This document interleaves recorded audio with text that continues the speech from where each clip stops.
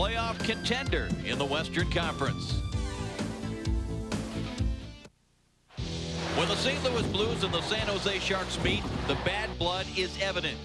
Two meetings this season have seen their share of pretty goals and extracurricular activity. Every score seems sweeter.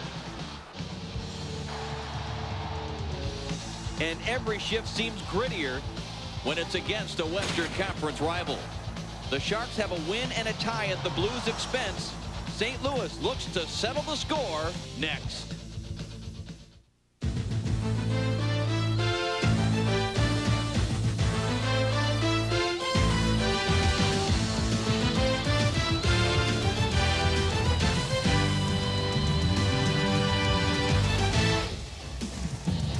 ESPN2's National Hockey Night welcomes you inside the always raucous San Jose Arena. Western Conference matchup here tonight as the San Jose Sharks play host to the St. Louis Blues. Hi, everybody. I'm Dave Strader. The All-Star break is behind us. Certainly the NHL, the city of Tampa, can be proud of what they did, but the focus now has to shift to getting in position for the playoffs. And for these two teams, how important is that? They occupy right now the last two playoff spots in the Western Conference. There are teams in front of them they can catch, but there are teams behind them as well. Kenzie Brothers, eh? And we're here to stop a heinous crime. Yeah, they're sending Molson Canadians south of the border instead of our house where it belongs. But we got a plan, eh? Step out of the truck, please, sir. We offer a complimentary breakfast and free donuts, eh? How about a little deodorant for those long, stinky rides? Au revoir, eh? Guys, putting it in low, eh? What do you think I'm doing? I'm gunning it. Like winter conditions. Welcome back to San Jose. The crowd is into it already as the Sharks play host to the St. Louis Blues. And who better to talk about what might be going through the head of a young guy making his first NHL start than Darren Pang, who remembers his very well. Yeah, very, very well. And I think the good news for Rich Perrant playing in his first NHL game, Dave, is the fact that he has spent some time with this club in a relief role. And Joel Quenneville now wants to know exactly what's inside Rich Perrant. He's going to face one of the fine young goaltenders in the NHL in the National Hockey League. And one of the good off-season trades, the San Jose Sharks, of course, acquiring Steve Shields from the Buffalo Sabres. And he has been terrific. Even though Mike Vernon has won his last 3 games here for the San Jose Sharks, it's Shields that gets the nod. Now McGinnis goes back to play the puck for the St. Louis Blues as we are underway here in San Jose. And that is a quick offside that is whistled by the linesman. And speaking of linesmen and referees, we have 2 referees here tonight. That is number 24, Stephen Walkham. He'll be working with the rookie Scott Selkin, who wears number 29. Brad Lazarowicz and Barron Parker are the linesmen here tonight. 3rd meeting of the year between these two clubs. San Jose has a victory and a tie against the Blues as Pierre Turgeon is back in the lineup for a few games since missing 14 games with a broken bone in his hand, and they need Turgeon scoring. St. Louis Blues right now, Darren, are going through what the San Jose Sharks went through early. They're just not able to score goals. No, they're not. They're not competing hard enough in that respect, and they're spending a lot of time, when you look at it, in penalty box situations as well. Here's Turgeon now, sets it up. Pascal Rayon missed it. Here's Dimitra with a chance, just had his stick tied up as he wheeled around, and Jeff Friesen, number 39 for the Sharks, able to clear. Turgeon deflects it deep in behind Steve Shields, and yes, we're going to have an icing call here. Joel Quenneville at this particular point, their last game, it was a loss before the All-Star break against the Toronto Maple Leafs 4-2, and neither Joel nor the entire team were very happy about the way they played. Players knew it. And the last 10 games really for the St. Louis Blues have gone that way. He's facing a coach right now who is seeing kind of a change in the outlook of the San Jose Sharks. There were rumors and speculation, and I'm sure everybody here in San Jose had heard that as well, of Daryl Sutter needing to win a game here and needing to win a game there. Daryl Sutter's a demanding guy, but as a former player in the NHL, he knows what to do and what to say to get the most out of particular players, and they're playing darn good hockey right now. Real good. They've lost only 4 of their last 19 games, which is a big reason why they've been able to recover from 0-6-2. Mike Rathje, who's been one of the most improved players on the San Jose team, sends it back into the blue zone. Here is Pronger with it, the captain.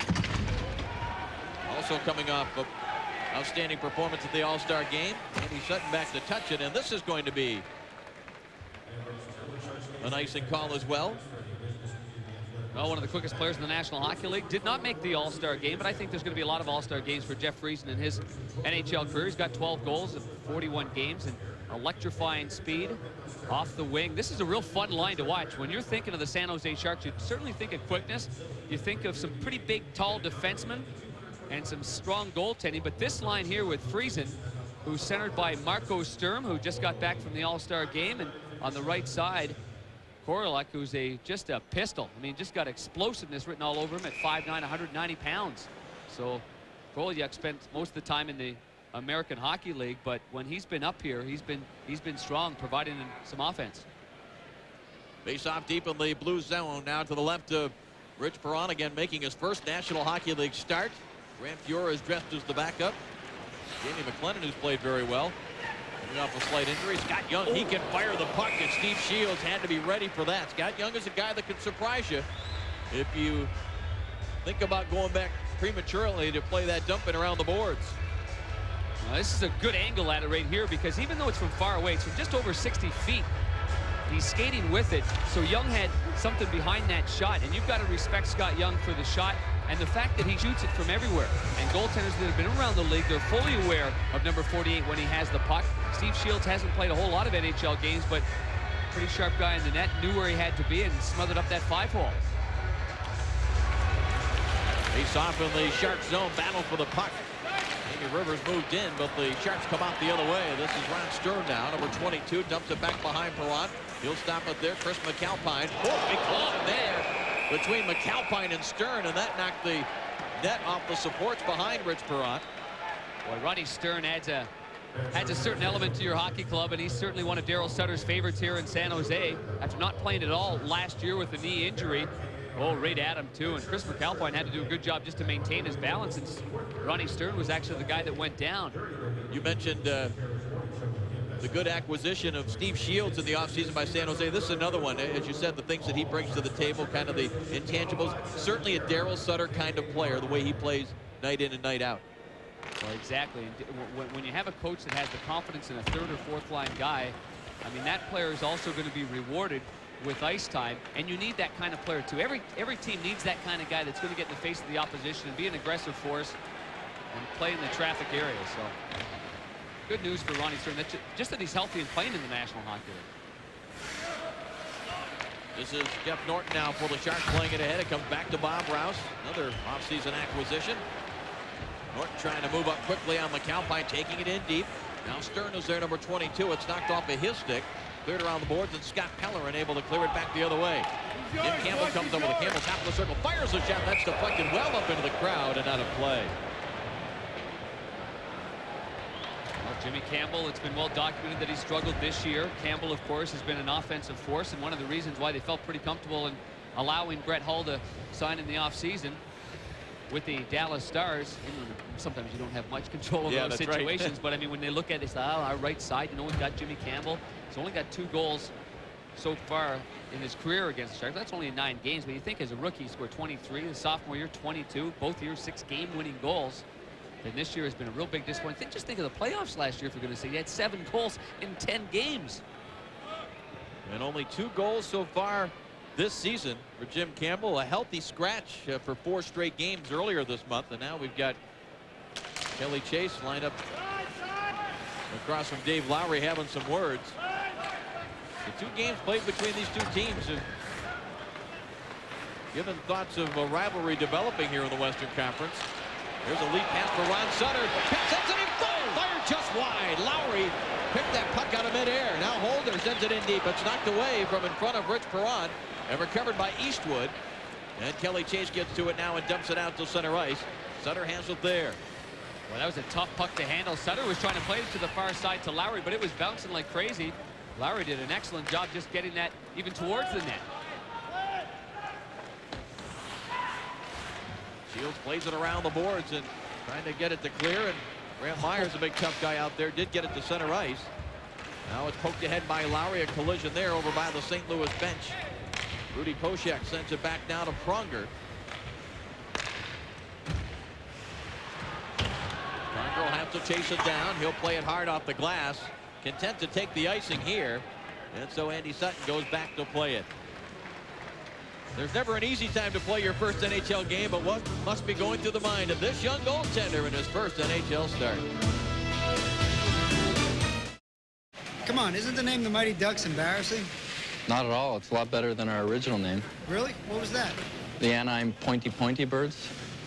Yeah, I never liked it either. I'm Bob McKenzie. This is my brother Doug. How's it going, eh? And we're having a Molson with Hall of Famer Guy Lafleur, eh? Yeah, Lafleur, that's like a real hockey name.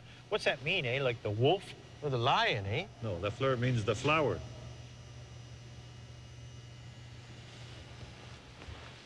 Well, like a tough flower, eh? Like a dogwood or a snapdragon, eh?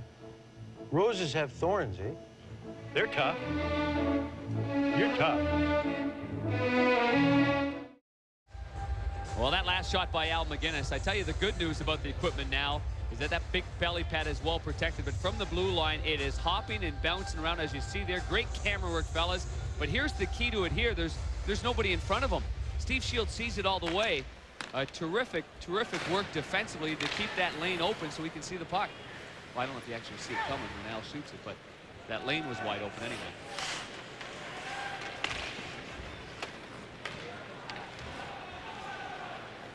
Here's McInnes back in his own zone. Sends it over to the right side. Terry Yake now for Eastwood, number 32. Eastwood puts it right out in front. Juggling the puck, or he thought he was juggling it. Was Steve Shields. It went over his glove to the far side. Comes free now for Kelly Chase. Chase hanging on to it. Now Chase is knocked down and a penalty coming.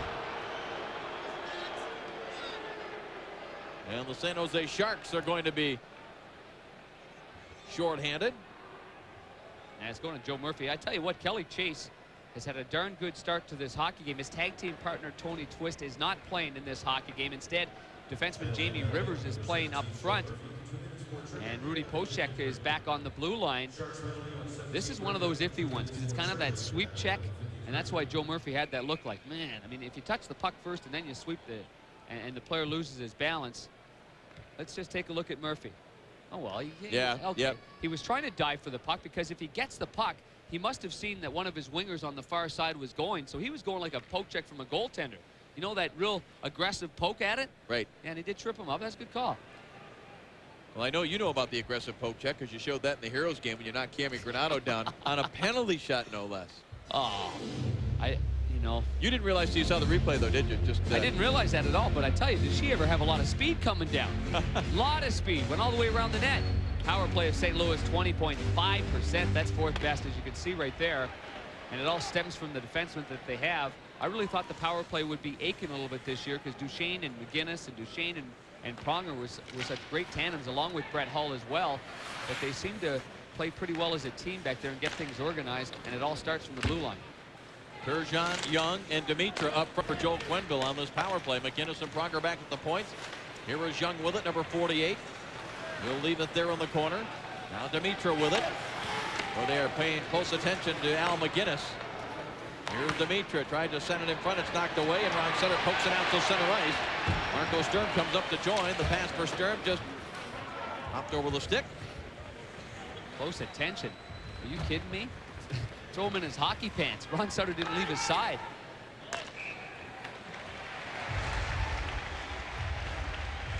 McGinnis, as we mentioned before, sees so much ice time, even strength, shorthanded, power play situations. In fact, when you look at their power play, and this certainly is the best in the NHL, he's on the ice for 97% of their goals. And my math, I just worked that out rather quickly, and they threw that on there. But 33 of 34 of their power play goals, the guy they call Chopper is on the ice for the St. Louis Blues. Has he left the ice yet in this hockey Yeah, I don't game? think so. He's been out there the whole time. And it seems that way anyway. Owen Nolan will take this faceoff now for the Sharks. This has been an area that's hurt San Jose all year on faceoffs. Their leading faceoff man at under 50%. That goes along with the youth and inexperience. Campbell breaks free of a check, tried to dump it in front, does get there. Saved by Shields. He wasn't sure where it was, and it must be under that right pad as he robs Terry Yake. What a save. Going from his left to his right, and Yake thought he had one there. He can't believe it. And it all really stems from the good work on the right side of Jimmy Campbell. Fights through a check at the blue line. I believe that was Sutton over there. And then on his second attempt, he gets the puck through. The first one, he whiffed on it. And then Campbell, this one was whiffed on here. See? Oh, it was stopped by Friesen, I should say. And then the next one goes right through. And it was underneath, as you mentioned, underneath the pad. So even Shields wasn't exactly sure that he had the puck. Steve Shields out of the University of Michigan. More of these Michigan guys coming up around the National Hockey League. Of course, Jeff Norton, now a teammate of Shields, played at the University of Michigan for Red Berenson as well, part of that great Wolverine program. And Rathje able to get it off the stick of Pronger at center ice, taken away by Friesen. Trying to set up Nolan. Great defensive read by McInnes. It's a 4-on-2 for the Blues into the San Jose zone. And they don't make the good first pass, so nothing will come of it. And Rathje able to clear. Well, obviously, teams have to respect Jeff Friesen and the speed that he has. But shorthanded goals this year, you look at Friesen, he doesn't have any. Last year, he was amongst the leaders in the entire NHL with 6. In fact, that was tied for first. 6 shorthanded goals last year. Pronger back behind his own net to get it set up, and he'll start it out now as you see time winding down on this St. Louis power play opportunity. Ricci takes it away, and Mike Ricci will drive it right back in wide of Rich Perron. 7 shots so far for the Blues, only 2 for San Jose, so the Blues doing a good job protecting Rich Perron, his first NHL start. Dimitra put it right in front, and Shields to stop. Here's Seinel on the boards now for Kelly Chase. Patrick Marleau plays it around the boards. It'll be held in. Shot for the point, bounces in wide. Now Dimitra again sets it up for Chase. He got bounced off the puck there by Holder. Joe Murphy sends it ahead. Lowry gives it off to Marleau. Marleau wants to go to Murphy. He does. Murphy puts on the break, shoots, save, rebound. Oh, out of the air, and it's recovered by Turgeon. Turgeon into the zone. Little flip pass ahead for Dimitra, but Ragnarsson was there for San Jose. And now Lowry. Jamie Rivers coming down on him along the boards. Referee Walkham wants the play to continue. The puck is now underneath Dave Lowry. Well, Joe Murphy just came out of the penalty box after the penalty killers of San Jose did an excellent job killing it off. And the one-time St. Louis Blue player makes a good play at the blue line. Takes a pass from Marleau, fakes, goes down, looks, and then finally lets her go. And Rich Perron makes a nice save, combating the saves that are coming at the other end from Shields. Ex-Blackhawk, ex-Red Wing, won a Stanley Cup with the Edmonton Oilers. And he's coming into his own here. He's starting to play some real good hockey as of late with the San Jose Sharks. Top of the line there. Just sailing wide of Steve Shields. It was Chris McAlpine who plays it ahead. They got that shot away in a collision at center ice. There's going to be a penalty, and Conroy is shaken up as he was hit at center ice. The crowd here does not agree as the referee makes the indication, a tripping call. So the St. Louis Blues, with less than 5 minutes to go in the first period, will be on the power play when we come back. Good day, Bob and Doug McKenzie in the Great White North. We was doing some extreme skiing, eh? Yeah, we got extremely tired, so we decided to call it a day. 2 days, eh? Now I'm kind of extremely parched. Hey, are you seeing what I'm seeing? Hey, it's Hosehead. Rescued by Molson Ice on a mountainside. Molson Ice, an adventure in every beer. Geez, I can't feel my extremities, eh?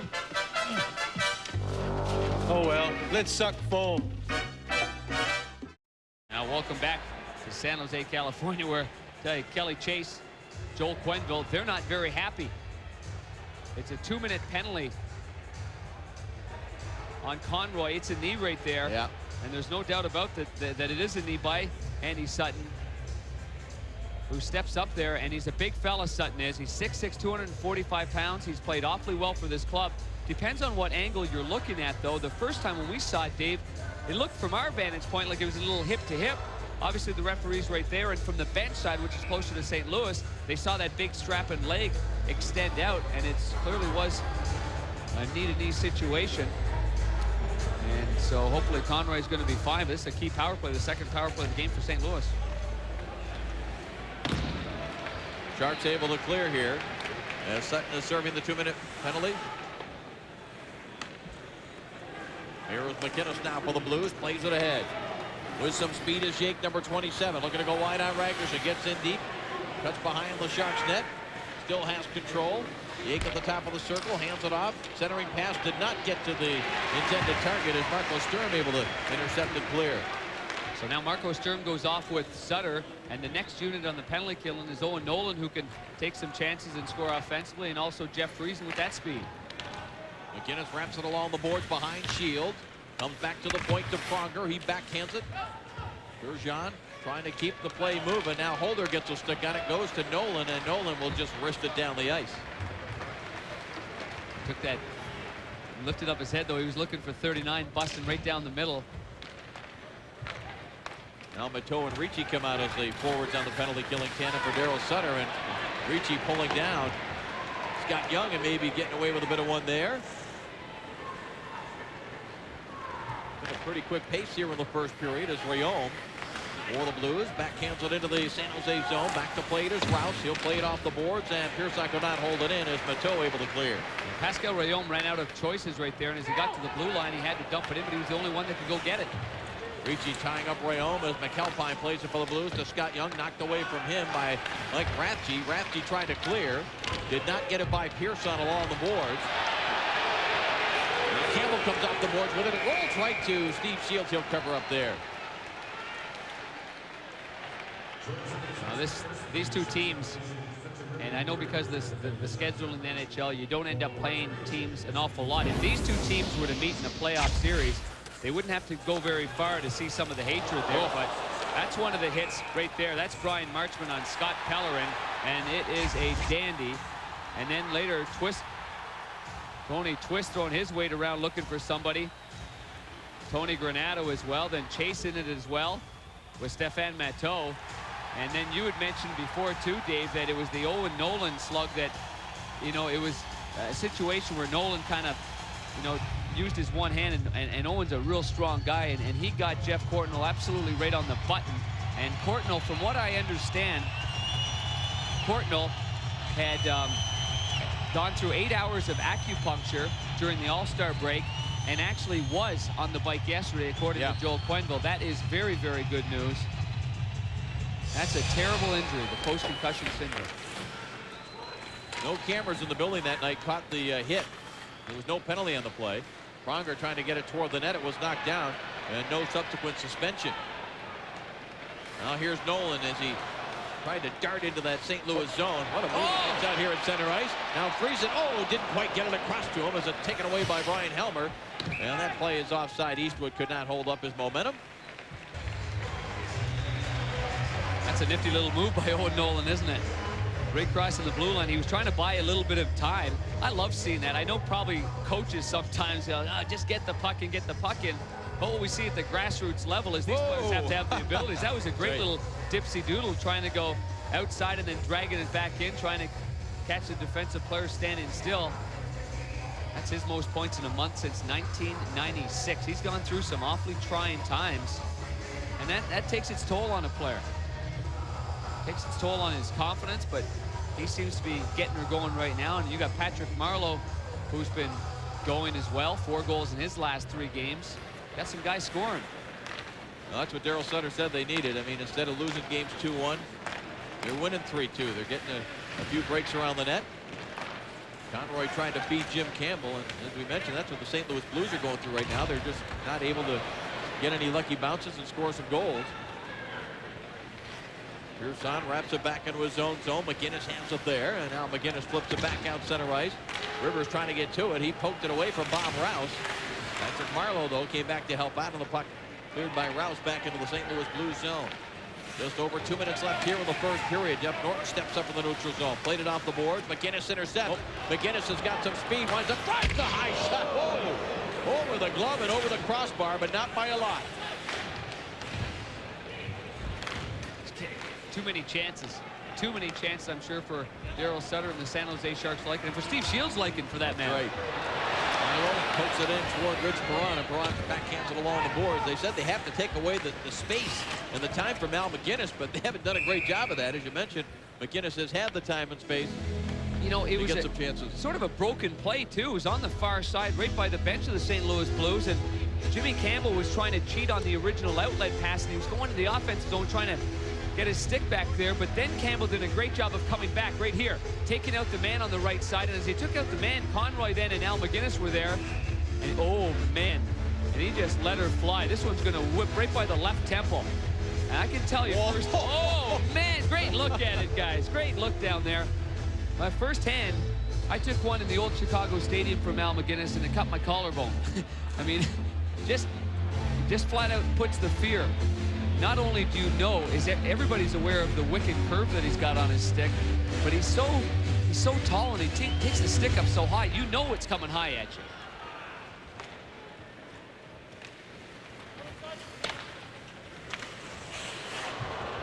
Here is Turgeon in the corner with Rapchi on him, and now Ricci able to play it off the board. It's knocked away by Pronger back into the Shark zone. And that was whistled down by the linesman. Well, we showed you what it looked like to see that 100-mile-an-hour slap shot of Al McGinnis coming at you, but what does it sound like when you're down there at ice level?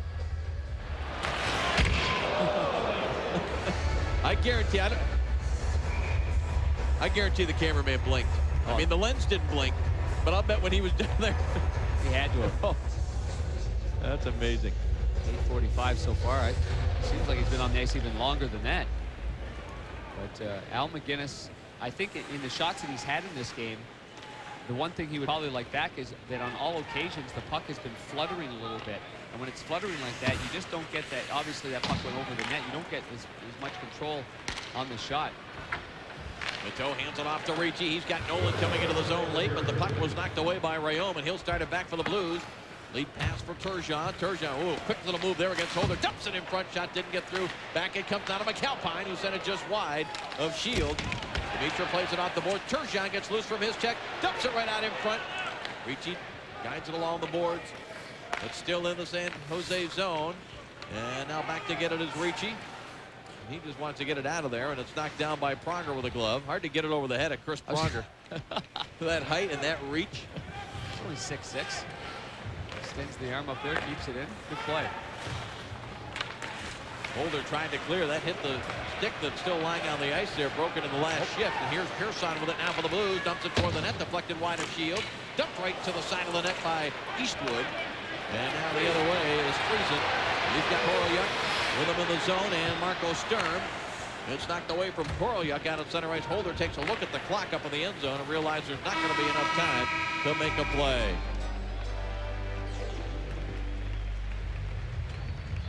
That's the end of the first 20 minutes here. No score as Rich Perron faced only 3 shots. Stay with us. ESPN News Network will take over on the other side of these messages. Right on goaltender Steve Shields. He had a whole bunch of shots like that. And one thing I'm sure that Daryl Sutter and the San Jose Sharks talked about in between periods was take some space away from this guy. Yeah. And he's walking in. He's getting drop passes, having great chances. And in fact, he had 3 shots, but one of them missed was the one you just saw. Actually just barely rolled over the left temple of Steve Shields. Stats through 20 minutes of play. The shots on goal. Well, let's see right here. This one's not very good right here, is it? Only 3 shots on goal on home ice for the San Jose Sharks. Both power plays over. And San Jose had a slight edge in the face-offs. Numbers on Al McGinnis. 35 years of age, 17th year in the National Hockey League. One of those guys that came up and played a few games early out of junior and drives a shot here that was stopped by Shields. Along the ice, here is Turgeon now. Fakes one way, goes the other on Ragnarsson. Turgeon carries it along, sends it back out now to Pearson. Pearson backhands it in deep. Pascal Rayom left it there. McGinnis is still deep in the zone. Backhands it along the boards. Rayom behind the San Jose net.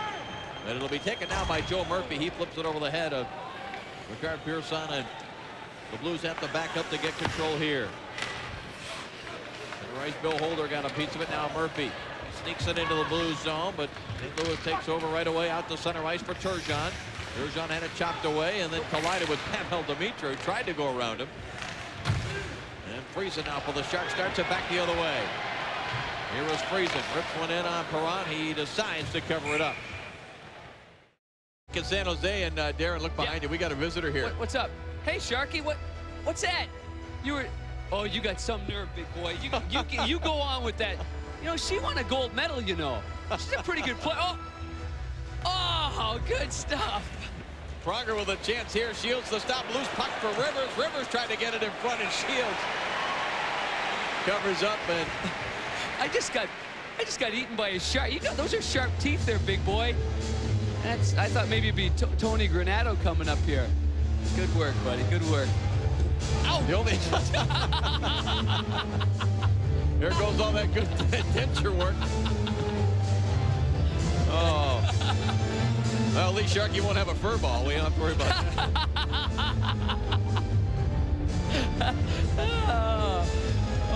We're being shown here in the San Jose region. They were kind enough to lift the local blackout, so a lot of good yucks for the local fans. I can't believe how many people that we ran into talked about your play and goal on Saturday in the Heroes game.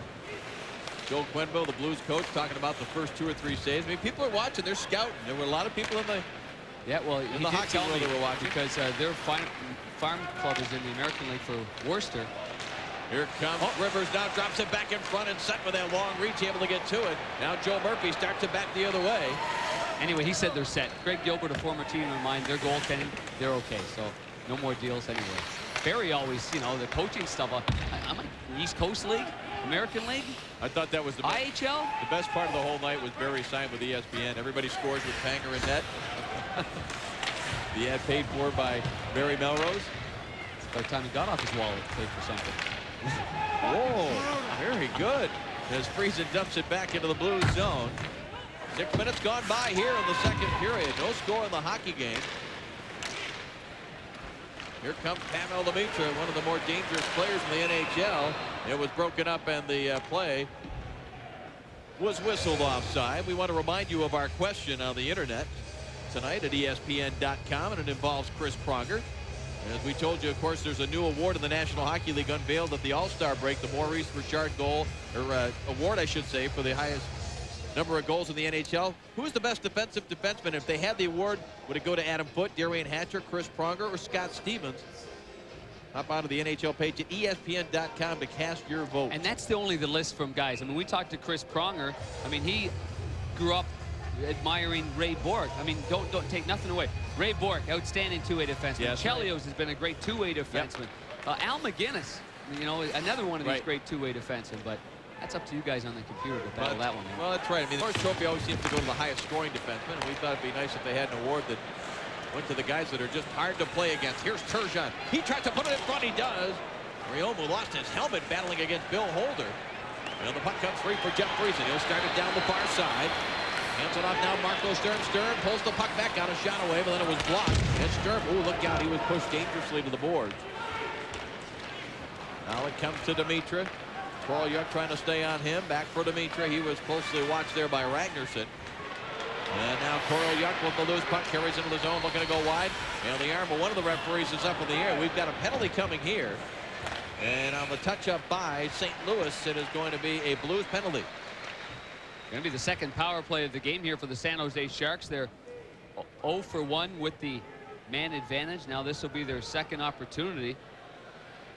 Some of the players to look at, and Joel Quenneville will have to look at this. When you look at players for San Jose with the man advantage, Jeff Friesen has 7 goals and 7 helpers. He has 14 points. How about defenseman Bill Holder for the San Jose Sharks? Holder is not on the ice right now, but Friesen has those 7 goals. Holder has 13 points on the power play. Friesen's going to go off for a quick change here. So we've got Patrick Marleau, Owen Nolan, who has 10 points with the man advantage, Joe Murphy, Norton on the blue line with veteran Bob Rouse. Bob Rouse, who recently played in game number 1,000. And starting off this power play, as you mentioned, with Jeff Norton on the point of the power play. As you take a look at the work of the Sharks with the man advantage so far tonight, it is Murphy up front with Patrick Marleau and Owen Nolan. Here's Jeff Norton, carries it, one hand on the stick into the zone, got it in there, but then it's taken away and cleared by Brian Helmer. This is an area, when you think back of the offseason acquisition, Gary Suter's injury, how key that was early on for them to get used to the fact that Gary Suter would not be with them the rest of the year. they always seem to, Dave, be waiting.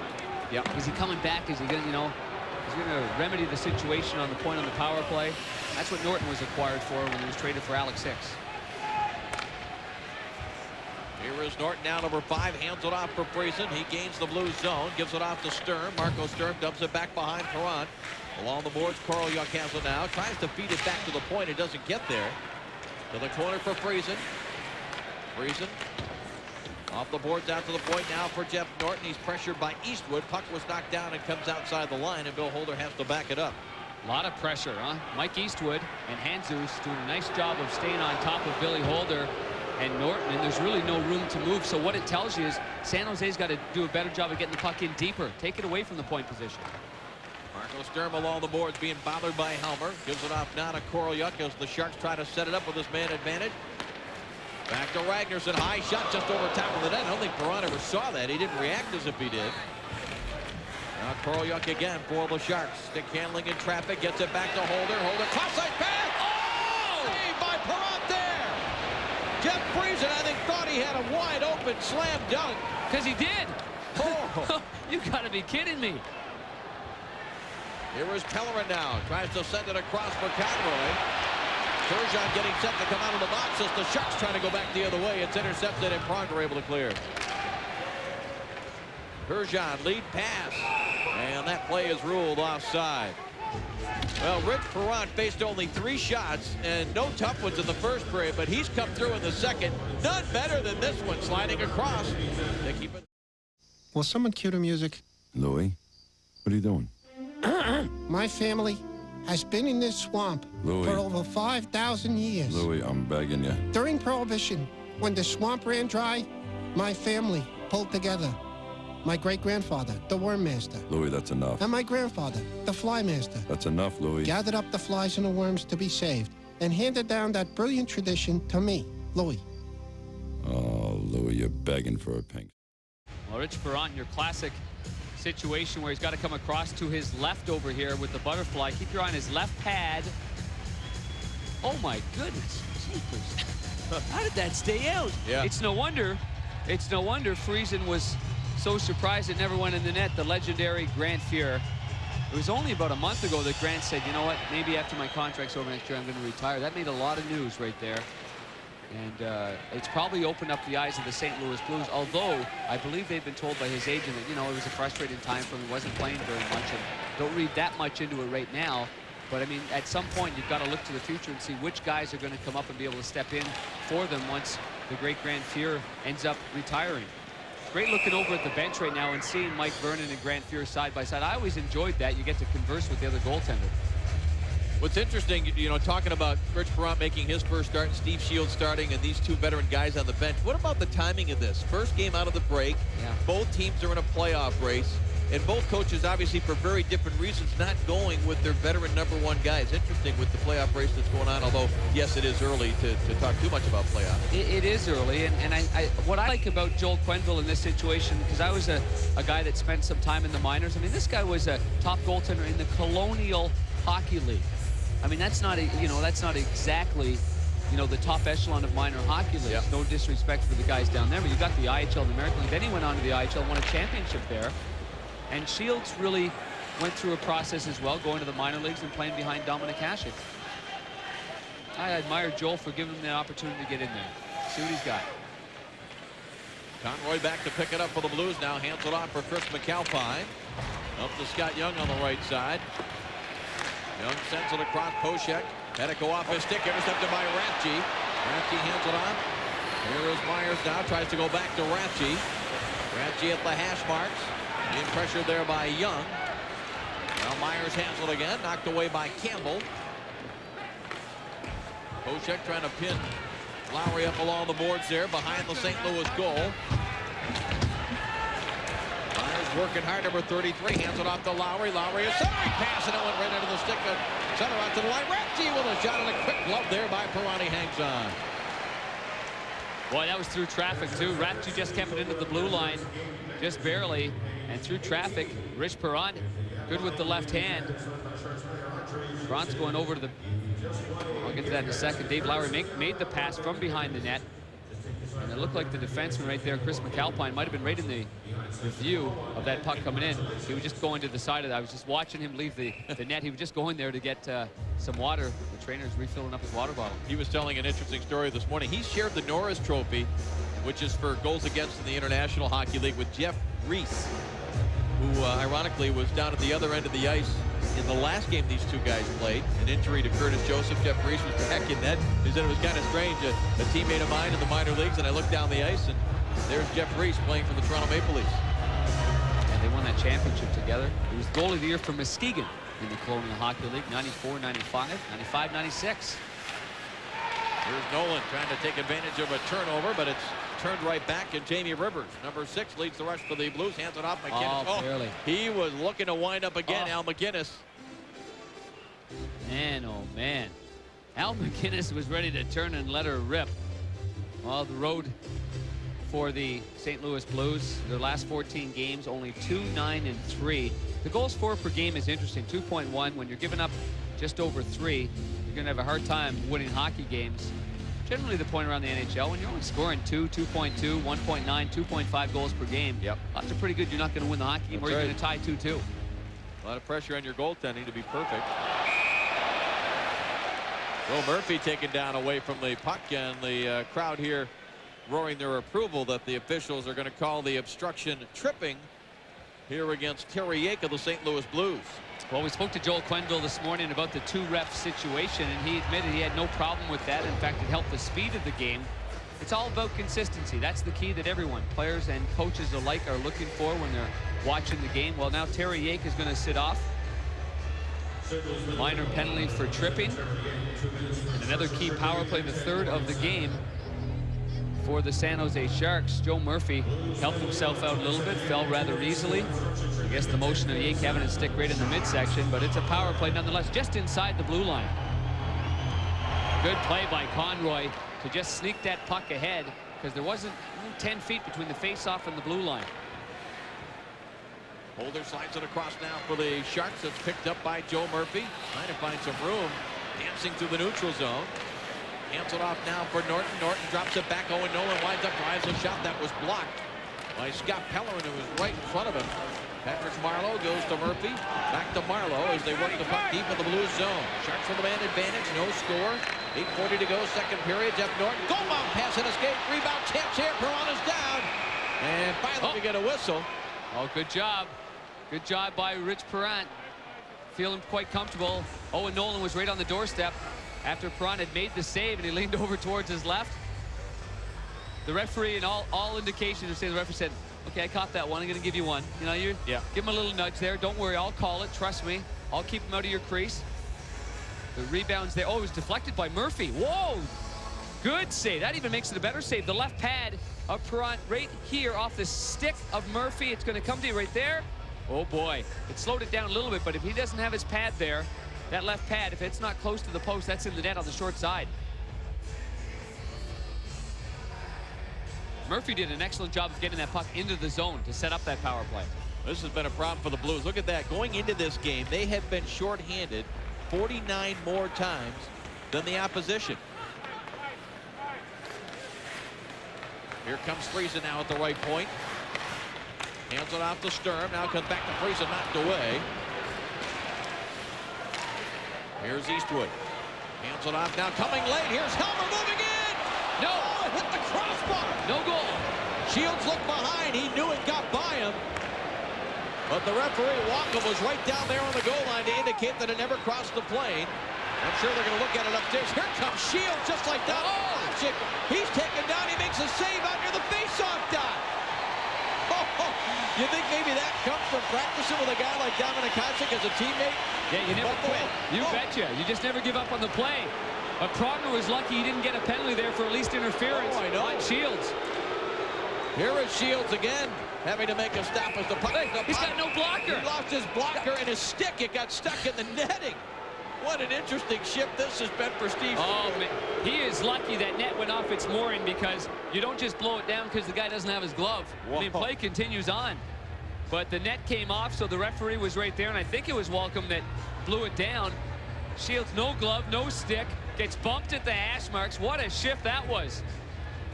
The original play here, a nice pass by Hanzus right on the tape to Helmer, who goes high glove and off the crossbar. No goal. Now no one knows where it is. The referee's in excellent position, waves it off, no goal. Then after that here,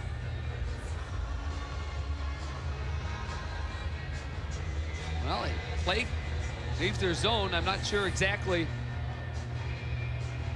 It was shortly after that that he made the move to have to come out and play the puck. Conroy now off a faceoff sends it in wide of the San Jose goal. Rathje will chase it down now for the Sharks.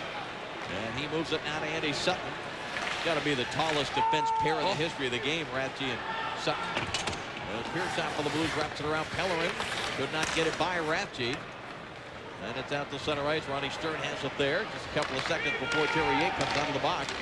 Toe dumps it toward the net. Bouncing puck. And Stern comes up with it now. Yake is out of the box. Blues are back at full strength. Pellerin steps into Ricci. Rich Perron, as you see, hugging that left post as that puck is along the boards on that far side of the St. Louis zone. Now McGinnis tried to rip it around the boards, deflected to Pearson, moves it along for Yake, and Yake hit hard there by Ricci. Sutton now waiting for his teammates to get back onside, dumps it into the Blues zone. Now McGinnis has it. McGinnis plays it off the board. Yake has it there, slides it ahead for Turgeon. Turgeon protecting the puck.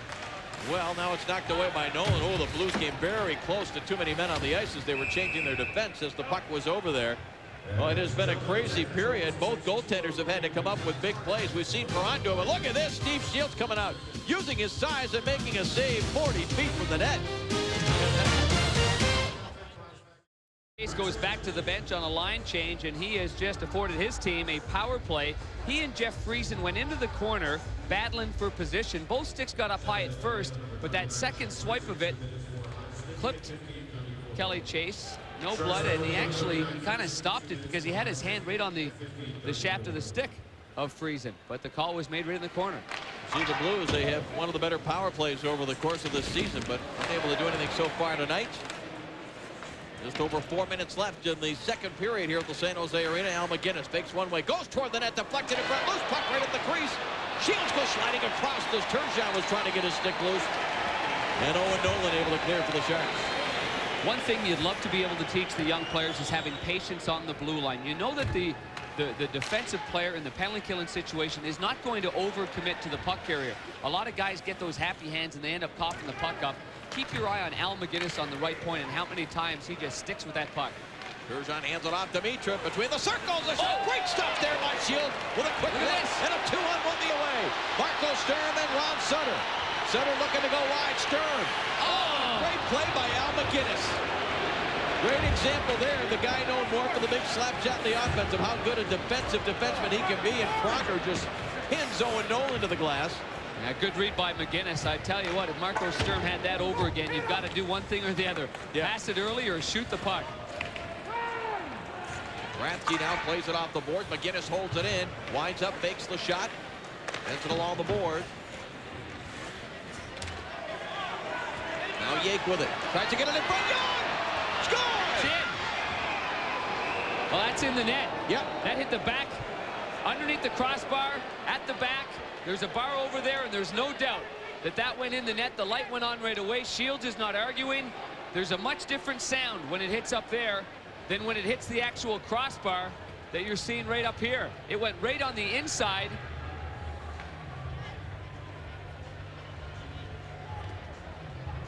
And this is certainly going to be a goal for the St. Louis Blues as they work it down low. Bob Rouse got caught behind the net right here, and then he kind of gets picked right here. He can't get out in front.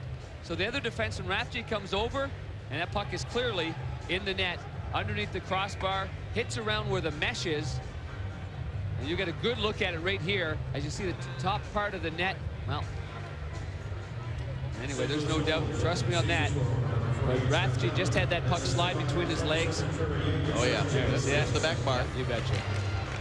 And Rouse was actually behind the net, tried to get back in front, and couldn't get past the one player that was there. San Jose player is down in front of the Sharks bench. It is Ron Stern. And he gets to the bench. So it'll be a power play goal. Scott Young is 8th of the year. And again, an example, the Blues using the special teams. They have done a good job in killing penalties, killing off 3 San Jose power plays and converting on their third opportunity to take the 1-0 lead. Here is Jim Campbell. Sends it out to the face-off circle. A shot here was blocked before it got to Shields. And Marlowe now gives it to Mateau. Goes back to Marlowe, trying to get some speed to cut between the Blues defense from Pearson. Knocks it away. Andy Sutton and Mike Ratchie, the two big twin towers out there for the San Jose Sharks on the blue line, as Sutton lifts it back the other way. Into the Blues zone, and Pronger has it there. Jake plays it into the San Jose zone, but that play is offside with under 2 minutes remaining here in the second period. Scott Young with the only goal so far in the hockey game. We invite you to stay with us here as the new Dodge Intermission Report will be coming your way. ESPN News Network will take over. The NHL season resumes following the All-Star break, and so does the career of Scottie Pippen, now in a new uniform. That and all the rest of the sports news. As the only goal scored in the game on the power play late, and that's huge, absolutely huge. Both goaltenders had played well. You want a turning point so far in this hockey game? How about the save that Shields makes at one end? A shorthanded situation, 2-on-1. Marco Sturm doesn't shoot, and Al McGinnis makes a great play. Here's Jake with a chance again the other way, being hooked. This is going to be an interesting call. It looked like the San Jose player got his body in front, but he's going to call the penalty shot. Oh, man! I thought the San Jose player may have gotten his body around in front by the time the infraction occurred, but I'm never going to argue when a referee calls a penalty shot. Oh, this is what it's all about. This is really, truly the most exciting part of hockey. And it's a great outlet pass by Pronger, right up the gut. Well, you know what? If that stick doesn't get tangled inside the hands right here, one hook, one handle, because he actually would have gotten a step on the outside. He might have had a chance to not take this situation. I think this is a good call by the officials. The fans don't like it, but it's a good call because he was clearly ahead of him. But I doubt whether or not Ragnarsson would not have, I think he would have caught up to him and would have had a chance to actually nullify a scoring chance from Jake if he would have kept moving instead of getting the stick tangled up. Here we go. 15th penalty shot in the NHL this year. Jake against Shields. Oh, yeah! Oh, yeah!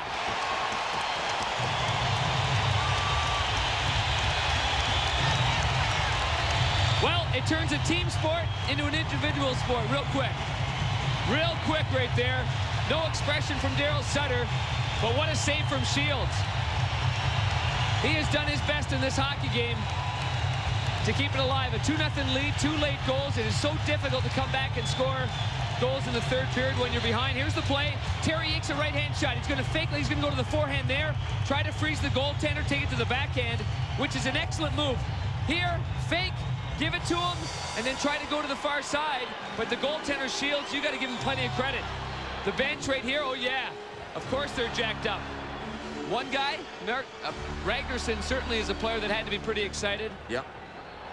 I think Yake made a nice move right there. Fake the shot and then go to the backhand.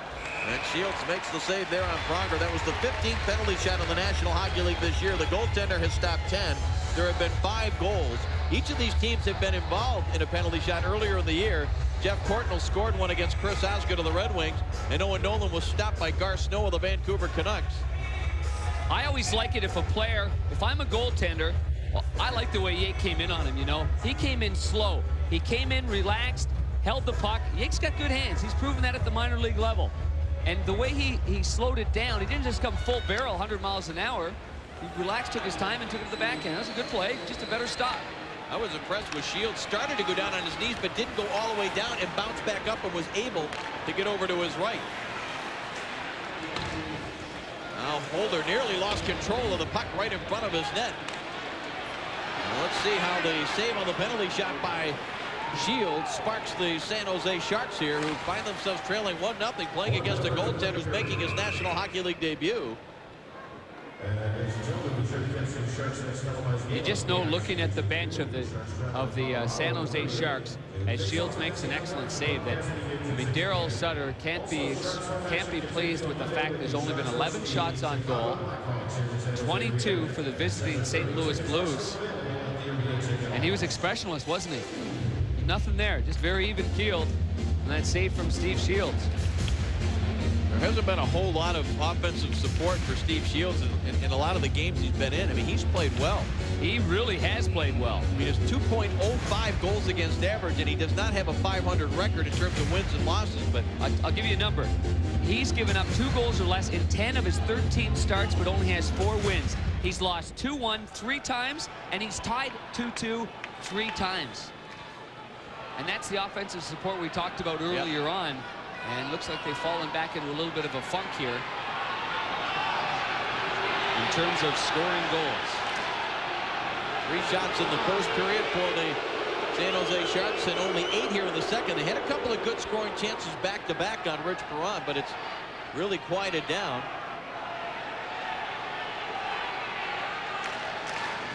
It comes back to Sutton. His shot is off a skate. Stern and Lowry in the vicinity, but they couldn't find the handle.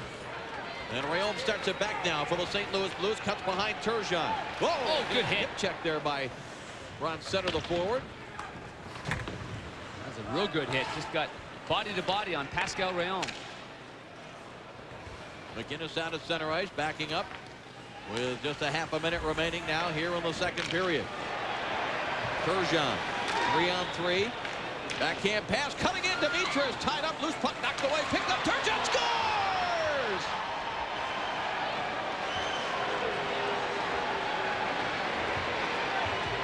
What a play by Pierre Turgeon crossing the blue line. It looked like there was nothing there at all. But Sly had the presence, taking it to the backhand, feeding it over to the right side, and Shields had made the right save. The defensemen of the St. Louis Blues may go D to D better than any other team in the NHL. They buy a little bit of time to create chances like this. Players like Hanzus drive into the net. The rebound went out. It looked like there was nothing there. And Steve Shields can't get back in time. Pavel Dimitra doing an excellent job just driving to the net. Dimitra's very strong on the puck. Extremely strong, never gives up, never stops. And look at that. So that save, that terrific save by Shields on the penalty shot, really now is gone for naught. Here's a steal by Murphy. He tries to cut in, but taken down by Pronger. Look at this. And that's going to do it. Well, Pierre Turgeon getting his 12th of the season. So the scoring coming late in the second period, 2 of them by the St. Louis Blues.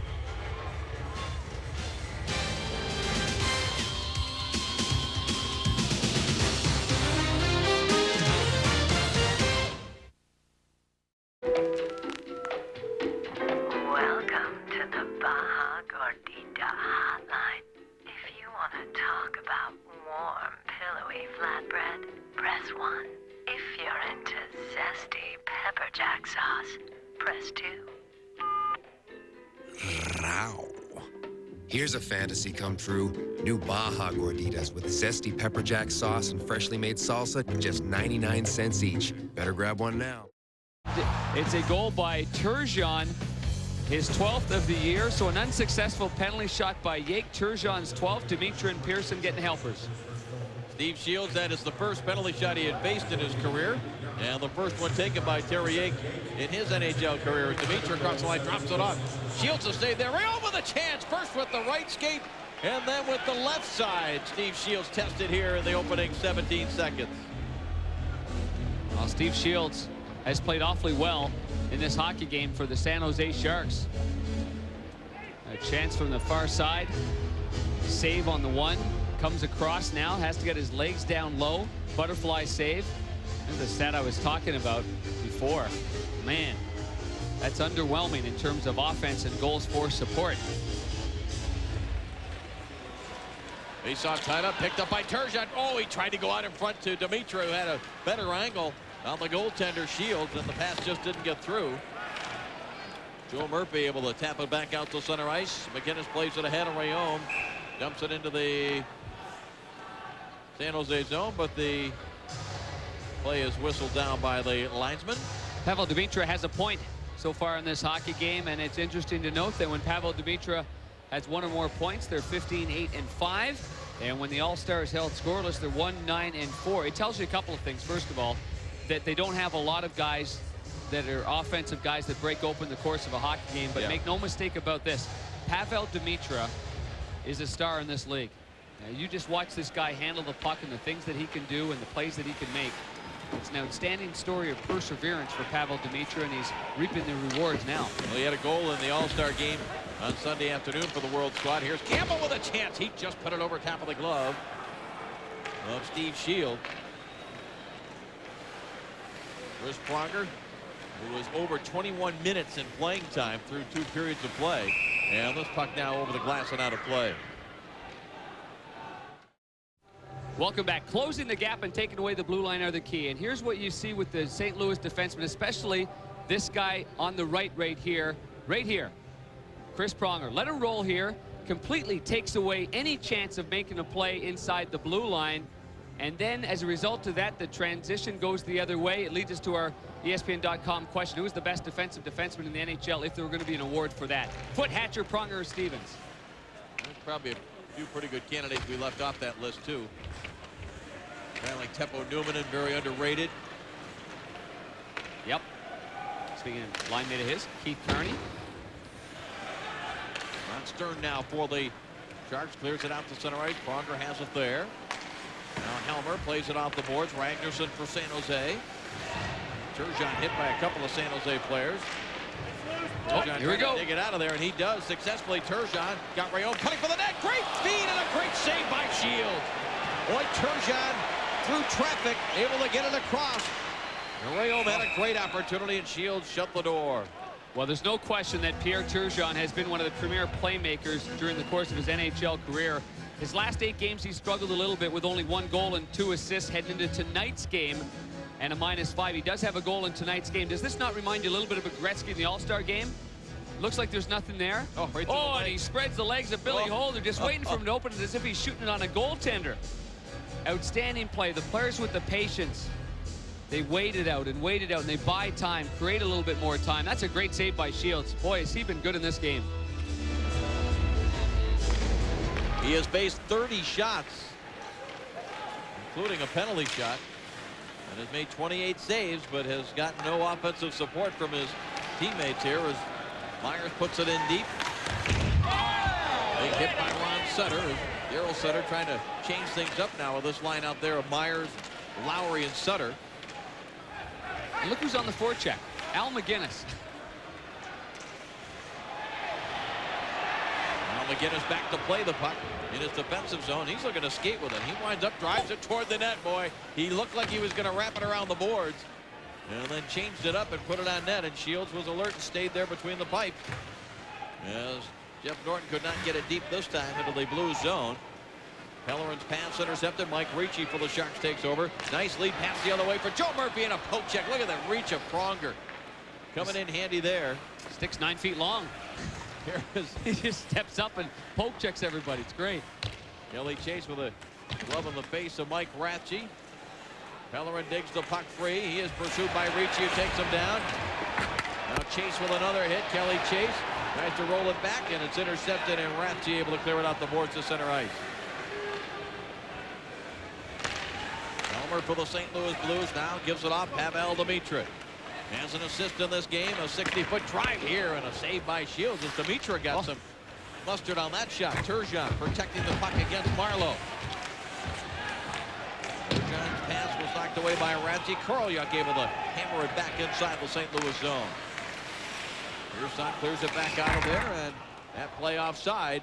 Although the Sharks tried to show some patience there. We're approaching the halfway mark of the third. Steve Shields doing his job to keep the Sharks in it. Now welcome back alongside Dave Strader, Darren Pang, Al McGinnis with the old fake dump-in trick. And look at the torque he gets on this shot as he goes right towards the net, hoping that the goaltender Shields is going to cheat a little bit, go behind the net to stop the puck. And he got good mustard on that weak side shot, torquing his body around like crazy. He's been something. This would be a sad day when this guy retires, when Ray Bourque retires. They're special players in this league. Very, very special. You don't have to have an Al McGinnis shot to score on a play like that. I saw Mike O'Connell do it once many years ago. Saying Mike doesn't have a good shot? Not a hard shot. Here's a kick from Marlowe, and he put it up over top of the net.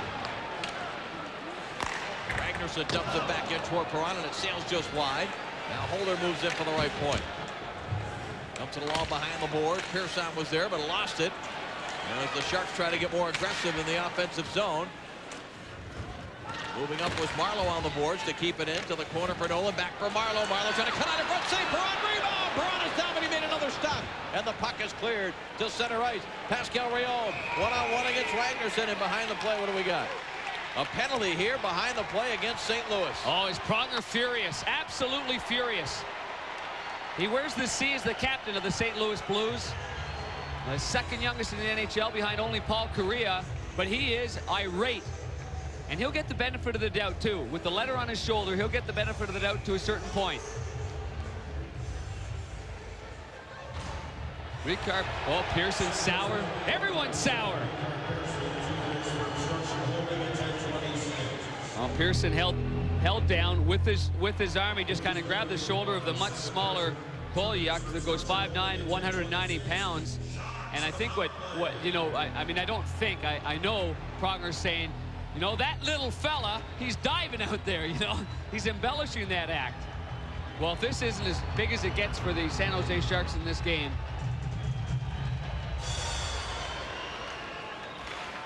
Well, Pearson gets the penalty. Let's see if the Sharks can take advantage of this as it comes to Joe Murphy with some speed, trying to get around Pronger. Ricci moves it to the corner, now Friesen for Ricci. Murphy out to the right point for Holden. Sends it back to Joe Murphy. Sends it in deep off the skater. Friesen deflected up in the air. Knocked down by Pronger with a high stick. And we get a whistle. It was a high stick, but it was touched afterwards by San Jose. Well, tonight following our game here on the Deuce, ESPN2 continues its coverage of the 1999 Australian Open with men's and women's quarterfinal action. Four-time champion Steffi Graf goes head-to-head with fellow four-time winner Monica Seles, who has yet to lose a singles match at the Open. Coverage begins immediately following hockey tonight on the Deuce. For more, log on to ESPN.com. Part of the Go Network, go.com. I'm a huge tennis fan. That's good. That's good action right there. Steffi Graf will go down as one of the greats of all time. Great sport of tennis. Pronger's got the intensity level. He's raging up a notch here. And look out in front of the net. We should focus on anyone in front of the net of Chris Pronger, because they're going to take a beating. Well, Pronger was able to clear it all the way down the ice there. Minute and a half still remaining on the Pearson penalty. San Jose sitting on just 15 shots on goal. It's not enough. No. Not in your own building. Again, as we pointed out, against a goaltender making his NHL debut, although Perron has had to make a couple of very good saves. Very, very little sustained pressure at all by the Sharks here tonight. Friesen. Murphy out to the line, gets the return pass from Norton. Joe Murphy top of the circle, sends it deep. Friesen has it there. Wanted to go back. Carries it to the line himself. Hands it off to Joe Murphy, looking cross ice, finds somebody on front and went off the stick of Jeff Norton. If he was a right-hand shot, he might have been able to handle that, but it's cleared by the Blues. Well, a smart play by McGinnis, too. McGinnis realizes that it's the left point man, Norton, that jumped into the play, was caught deep. Casually, McGinnis just fires it around the boards, and it clears the zone easily. Ragnarsson lifts it ahead. Bounces in wide of Perron. Koroliuk got there, so did Owen Nolan. Now the Blues knock it free, and it's cleared by Scott Pellerin back into the San Jose zone. Ragnarsson back to get it there. Alexander Koroliuk plays it ahead, out of the reach of Marlowe. House follows up, but his pass right under the stick of a St. Louis player. House plays it ahead, Koroliuk again. Tied up by Helmer. Pearson getting set to come out of the box. Here is Ragnarsson. Sends it in deep. Marlowe is there. Patrick Marlowe with it. Centering past Nolan. And it roll off the blade of his stick. Oh, good play by Marlowe. Blues do recover, though, and clear it. And now Rouse sets it across. They're going to try to catch the Blues on a change here. It comes to Koroliuk.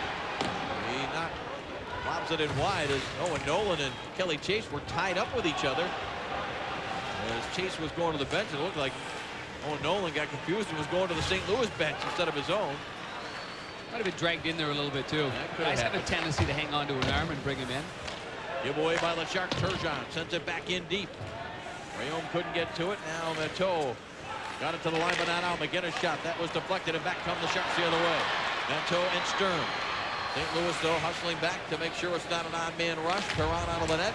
Plays it high up on the glass. It comes to Turgeon. And he'll clear it out to center ice. Sturm drives it in. Braun back there to stop it. Pronger plays it around the boards. And out of center ice, Turgeon digs it out of a crowd, hands it off. Scott Young drives the shot, blocked by Sutton. And Young could not quite regain control, and it's sent back the other way. Too many men. Oh, they're lucky. Man, St. Louis Blues, there's a lack of communication on the line change. Ragnarsson now in some trouble, could not get it by Conroy. He's roughed up by Sutter, but Craig Conroy perseveres, tries to pull it out in front, loose puck there for Campbell, and it was poked away at the last second. Scott Young with it now, and it's taken away by Ratzi out to center ice now. Brett Myers has it, and Myers backhands it into the St. Louis zone. Hey, San Jose Sharks need more players with that, with the blinders on, like Scott Young, who shoots the puck a lot. Everyone on San Jose is reluctant to put the puck on you. Conroy trying to get it off the boards. It finally does come off of there, and the puck is cleared by the Blues.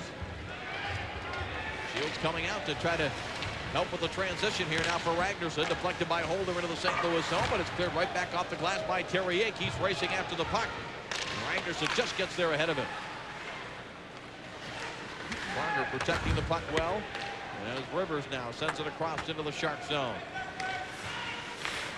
Ragnarsson, nice outlet pass center ice. Here's Ricci. They may have the Blues caught here. A tip from Friesen.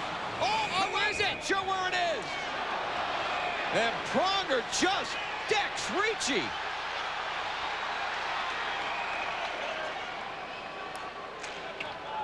Boy, Pronger is upset. Oh, boy. Well, these two tough guys know each other going to the bench, and they invite Owen in for a little conversation.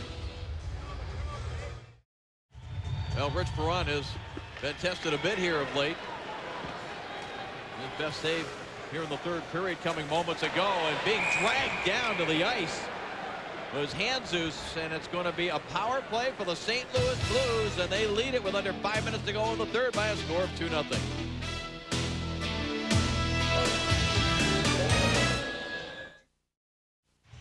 Joe Murphy in the penalty box, and that's not where you want to be when you're trying to get a goal against a guy that's playing in his, well, starting his first National Hockey League game. There's only been 2 goaltenders in the 90s, and I hate to throw this out, and I hope he's not a superstitious guy, that have recorded shutouts in their first NHL start. Now, granted, he is, as you said, he's had appearances before, right, but in the first NHL start, Mike Fountain and Kevin Hodson. You know, it's ironic. We just had the shot of Joe Murphy in the box. I am fairly certain that Kevin Hodson's first shutout was against the Chicago Blackhawks when Joe Murphy played in Chicago, and I remember Hodson making a couple of great saves on Murphy. But what a great story, a great opportunity for this kid to jump in.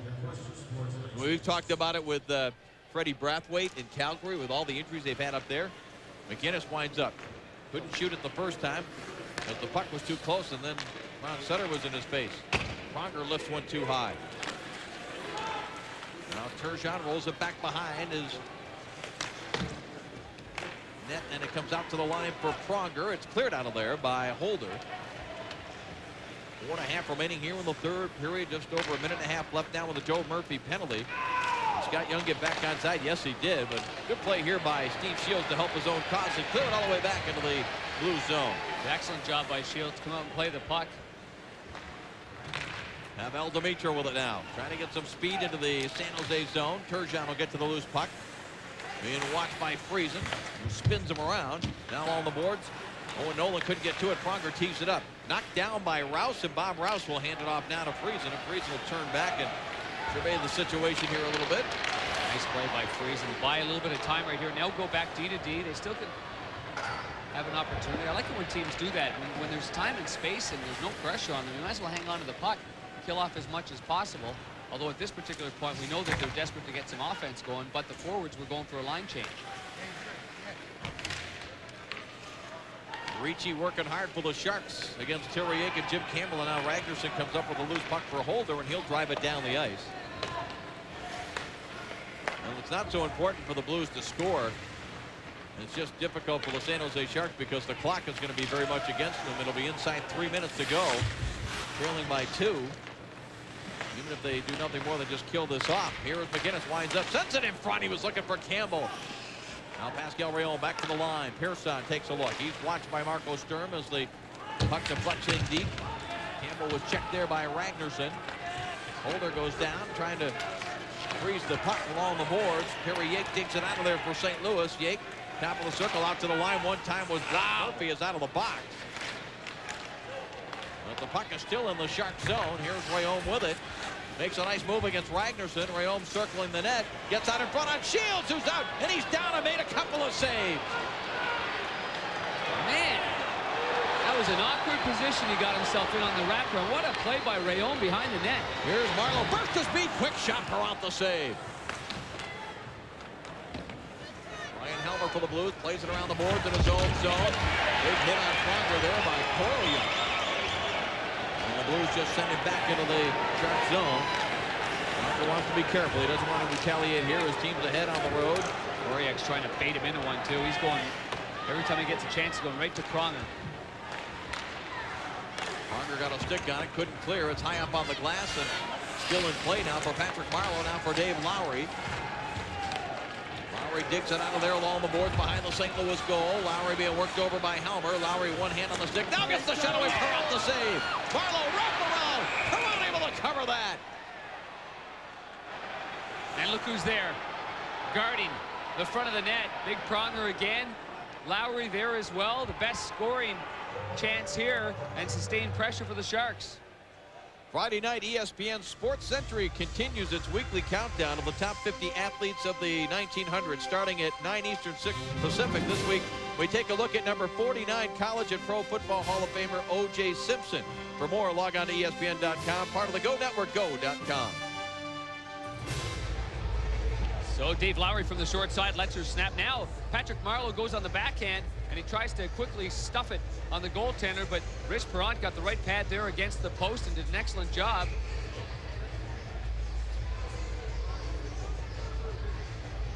Minute 45 left here in the third period, and the empty net down to our left as the San Jose Sharks trailing by 2.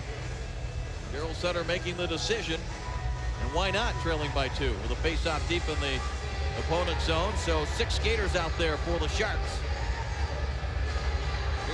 Here's the guy you want to be looking for right here. He's the right-hand shot, so Ricci be going back to him. Sorry about that. Well, the Blues control the face-off again. They had the advantage in face-offs after 2 periods of play, winning nearly 55%. It's an area that's been a problem for Daryl Sutter. Yep. And it really shows in situations like that when you really need to win the draw and have to get possession. Nolan had been their best face-off guy. He's not even a face-off guy. Perrant played it to the corner. Ron Stern trying to dig it out of there. He's got it along the boards in traffic. It's taken away by Dimitra. Makes a nifty play off the boards to clear. Holder chops at it. Back at center ice, taken by Matteau. Rolls it across to Owen Nolan. Sends it in front, and Ricci couldn't get a stick on it. Out in front, Pearson intercepts, and Pearson makes the smart play and just dumps it off the boards out to center ice. Holder takes a look now. Flips it high in the air back into the St. Louis zone. Getting a hand on it is Korolyuk. Korolyuk takes a look out in front, tries to go cross-side, kicked up, it's hit! Oh! The save! Rich Perrant with a brilliant save with 51.4 seconds left here in the third. Oh, how good is that? I mean, that's a good save right there. I mean, yeah, he hadn't seen a lot of action. Look at the smile on his face. That is great. Great demeanor from Perrant as this puck hit a couple of people, went right on the tape, and it's nullified there. Marleau right on the slot. And here's our results. Who is the best defensive defenseman in the NHL? The winner is Chris Pronger at 43%. Stevens right there. Darian Hatcher has had one heck of a year in Dallas. Adam Foote had been injured for a little while. Don't forget, Adam Foote played on the World Cup for Canada. He played on the Team Canada. He's one of those guys that teammates certainly recognize as a solid force. Here is Marco Sturm, centering pass. Friesen couldn't quite get a handle on it. And the puck cleared along the far side, but not out of the zone. Now Pronger gets to it. He'll wrap it around, and Rafty unable to keep it in. Korolyuk up the middle of the ice now for Marco Sturm. He'll play it off the boards, but Pronger is there. Pronger waits, and he lifts it back toward the Shark zone. Bouncing puck. Rathje comes up with it. Now he lost it back toward the empty net. Score! 3-0. Conroy, I believe, will get the goal with 16.8 seconds on the clock into the empty net. Well, good for Conroy, because just moments earlier than that, he failed to clear the zone, and he got some help from Al McGinnis clearing it.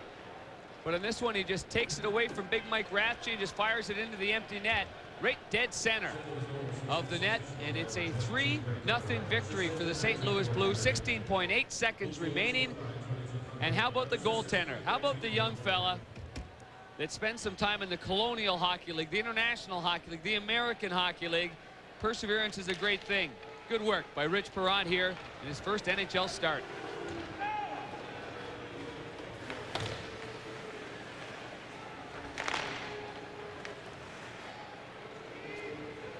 Handzus winds up, drives a shot. It's in the glove of Shields, and that is going to do it. And what a story. Look at the reaction by Rich Perron. And the last time a shutout in the first career start was Mike Fountain, Vancouver. November 14th of 90. Say that is a really wonderful thing. I remember Darren Pupa doing it against the Edmonton Oilers. Kevin Hodgson had done it. The legendary Grant Fuhr, with so many shutouts to his great resume, comes over here and applauds the youngster, Rich Perron. Again, our final score behind the shutout goaltending of Rich Perron: the St. Louis Blues 3 and the San Jose Sharks 0. Join us again on Thursday as ESPN2 brings you Paul Correa, Teemu Selanne, the Mighty Ducks of Anaheim, as they'll take on Forsberg, Sakic, and the Avalanche live at 9 Eastern, 6 Pacific. For Darren Pang and the rest of our ESPN2 crew, I'm Dave Strader. This has been a presentation of ESPN, the worldwide leader in sports. Log on to ESPN.com, part of the Go Network, go.com.